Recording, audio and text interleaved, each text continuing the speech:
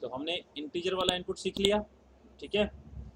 Integer और long दोनों same काम करेंगे, मैंने बताया, खाली उनका फॉर्मेट स्पेसिफायर अलग होगा, ठीक है। जैसे यहाँ लॉन्ग है तो परसेंटेज एल डी लिखा है, इंटीजर है तो परसेंटेज डी, अनसाइंड है तो परसेंटेज डी। अब हम सीखेंगे फ्लोटिंग वैल्यूज, फ्लोटिंग नंबर्स के साथ वैसे क्या कहते हैं कोई मैनिपुलेशन। इसके लिए सिंपली एक प्रोग्राम देखते हैं, example for taking float values.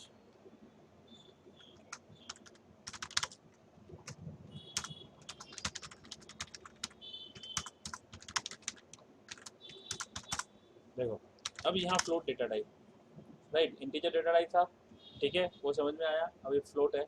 अब फ्लोट के लिए मैं एक वेरिएबल ले लेता हूँ, it can be anything like f1, ठीक है, and f2 and f3।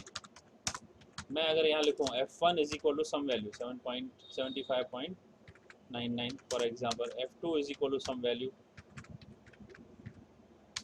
f3 is equal to any some value,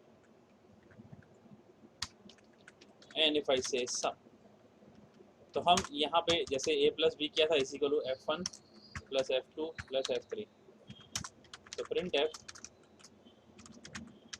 addition of percentage f comma percentage f and percentage f is percentage f। वहाँ percentage d use किया था ना आपने,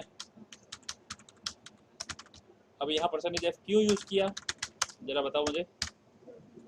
yes, क्योंकि हमने float data type लिया है, okay, इसीलिए सेव। अभी मैं आपको सिर्फ डेटा टाइप ही समझा रहा हूँ, ठीक है।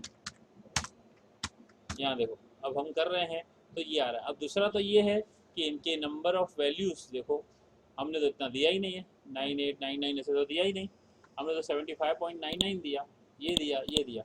इसने क्या किया, अपने आप इसको 6 डेसिमल में कर दिया और इसके बाद में सम कर दिया।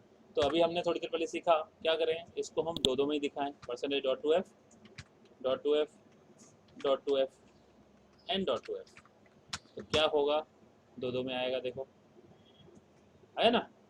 तो ये इस तरह से हम इसको अलाइन कर सकते हैं, सेट कर सकते हैं, और ये जो हमने वैल्यू दी उसको रिप्रेजेंट ऐसे कर सकते हैं।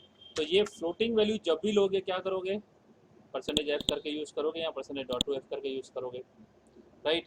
आगे प्रोग्राम देखेंगे, लेकिन ये फ्लोटिंग वैल्यू का हमने समझा, फ्लोट का समझ में आया, पक्का, ठीक है। इसके बाद अभी हम डबल भी समझते हैं और लॉन्ग भी समझते हैं।